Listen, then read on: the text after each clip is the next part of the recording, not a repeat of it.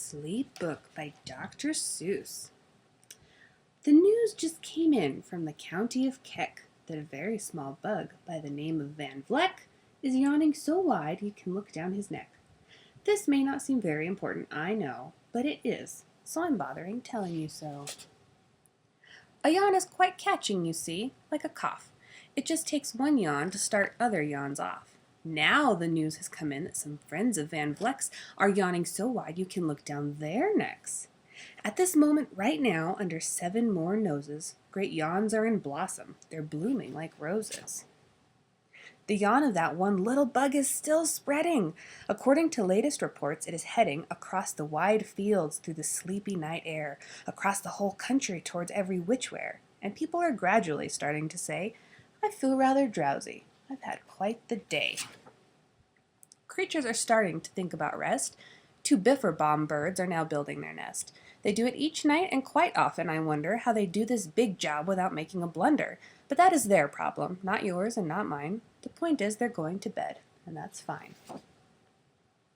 Sleep thoughts are spreading throughout the whole land. The time for night brushing of teeth is at hand. Up at Herkheimer Falls, where the great river rushes and crashes down crags in great gargling gushes, the Herkheimer sisters are using their brushes. Those falls are just grand for toothbrushing beneath, if you happen to be up that way with your teeth. The news just came in from the castle of Krupp that the lights are all out and the drawbridge is up. And the old drawbridge drawer just said with a yawn, "My drawbridge is drawn, and it's going to stay drawn till the milkman delivers the milk about dawn. I'm going to bed now, so nobody better come round with a special delivery letter." The number of sleepers is steadily growing. Bed is where more and more people are going. In Culpeper Springs in the Stiltwalkers' Hall, the Stiltwalkers' stilts are all stacked on the wall. The Stiltwalker walkers have called it a day. They're all tuckered out and they're snoozing away. This is very big news. It's important to know, and that's why I'm bothering telling you so. Way out in the west, in the town of Merced, the Hinklehorn Honking Club just went to bed. Every horn has been quietly hung on a hook for the night in its own private Hinklehorn nook. All this long happy day they've been honking about, and the Hinklehorn honkers have honked themselves out. But they'll wake up quite fresh in the morning, and then they'll start right in Hinklehorn honking again. Everywhere creatures are falling asleep.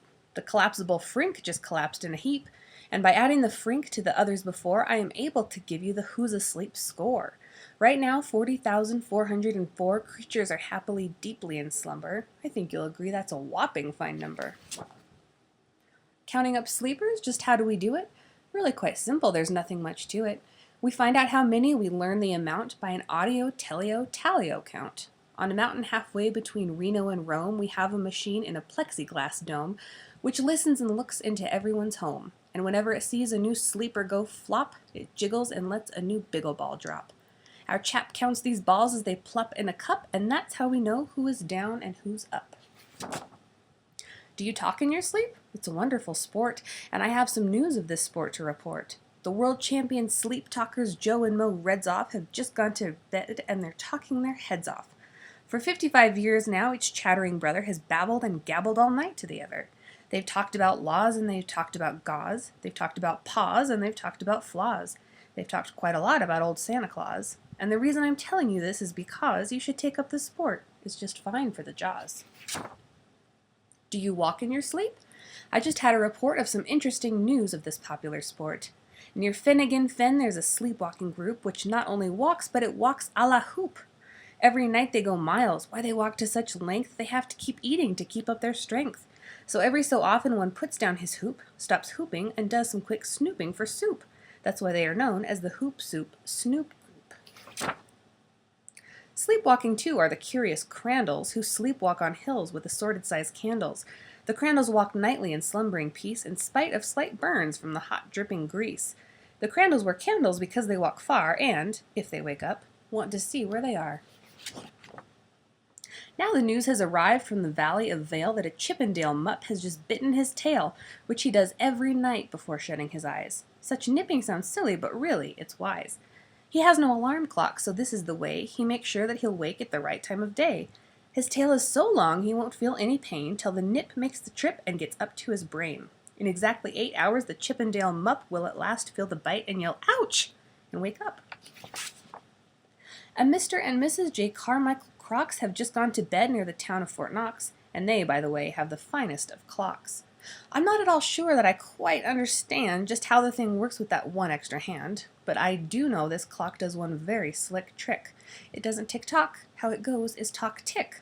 So with ticks in its talker and talks in its ticker, it saves lots of time, and the sleepers sleep quicker.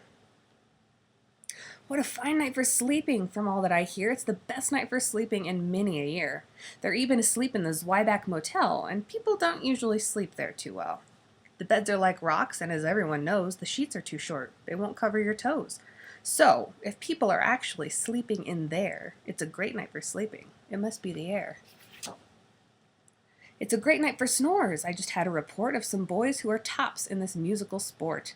The snortiest snorers in our fair land are Snorter McPhail and his Snore-Snort band. This band can snore Dixie and Old Swanee River so loud it would make 40 elephants shiver.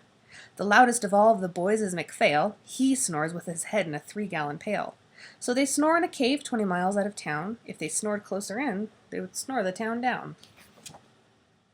Do you know who's asleep out in Funa Laguna? 2 very nice Funa Laguna baboona. We've added them into our Who's Asleep count, which has grown to a really amazing amount. Exactly 8,808 creatures are sleeping now. Isn't that great? A Jed is in bed, and the bed of a Jed is the softest of beds in the world, it is said. He makes it from pom-poms he grows on his head, and he's sleeping right now on the softest of fluff, completely exhausted from growing the stuff. The news has come in from the district of Doft that 2 oft are asleep, and they're sleeping aloft. And how are they able to sleep off the ground? I'll tell you, I weighed one last week, and I found that an oft is so light, he weighs -1 pound. A moose is asleep. He's dreaming of moose drinks. A goose is asleep. He's dreaming of goose drinks. That's well and good when a moose dreams of moose juice, and nothing goes wrong when a goose dreams of goose juice. But it isn't too good when a moose and a goose start dreaming they're drinking the other one's juice. Moose juice, not goose juice, is juice for a moose, and goose juice, not moose juice, is juice for a goose. So when goose gets a mouthful of juices of mooses, and moose gets a mouthful of juices of gooses, they always fall out of their bed screaming screams. So, I'm warning you now, never drink in your dreams.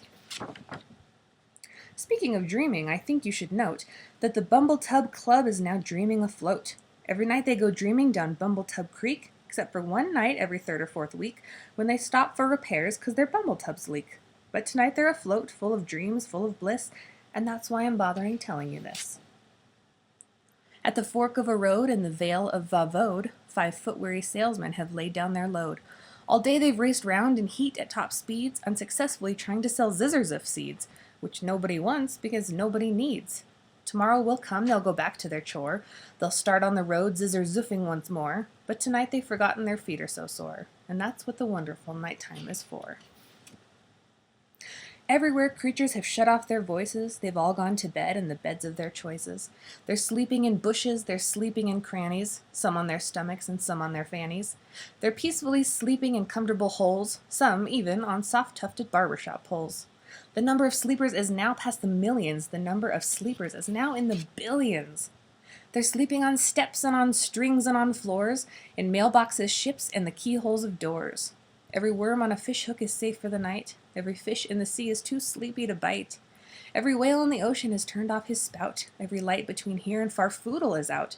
And now, adding things up, we are way beyond billions. Our Who's Asleep score is now up in the zillions. 99 zillion, 9 trillion and 2 creatures are sleeping, so how about you? When you put out your light, then the number will be 99 zillion, 9 trillion and 3. Good night.